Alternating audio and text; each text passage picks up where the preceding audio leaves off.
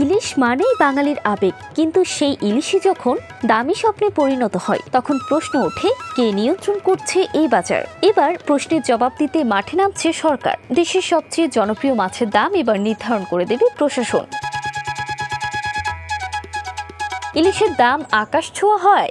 বছরের অধিকাংশ সময় সাধারণ মানুষের পাতে এই মাছ পৌঁছায় না, অথচ চাঁদপুর সহ উপকূলীয় জেলাগুলোতে পর্যাপ্ত ইলিশ ধরা পড়েছে। এই অসমতা নিরসনে এবার ইলিশের বাজার মূল্য নির্ধারণে উদ্যোগ নিচ্ছে সরকার। মন্ত্রিপরিষদ বিভাগ ইতোমধ্যে চাঁদপুর জেলা প্রশাসকের প্রস্তাব গুরুত্বের সঙ্গে আমলে নিয়ে নীতিগত অনুমোদন দিয়েছে।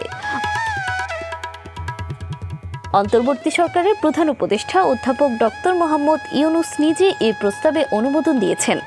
জানা গেছে, চাঁদপুর, বরিশাল, ভোলা, পটুয়াখালী, কক্সবাজার সহ অন্তত 10 থেকে 12টি জেলায় ইলিশ ধরা পড়ে। নদীতে প্রাকৃতিকভাবে উৎপাদিত এই মাছের কোনো চাষ খরচ না থাকলেও অসাধু ব্যবসায়ী ও আড়তদারদের সিন্ডিকেটের কবলে পড়ে এর দাম হয়ে যায় সাধারণ মানুষের নাগালের বাহিরে। এক আড়ত থেকে আরেক জেলায় পৌঁছানোর আগেই এর দাম বেড়ে হয়ে যায় কয়েক গুণ। তাই শুধু চাঁদপুর নয়, উপকূল জুড়ে সমন্বিতভাবে মূল্য নির্ধারণের সুপারিশ করেছে প্রশাসন।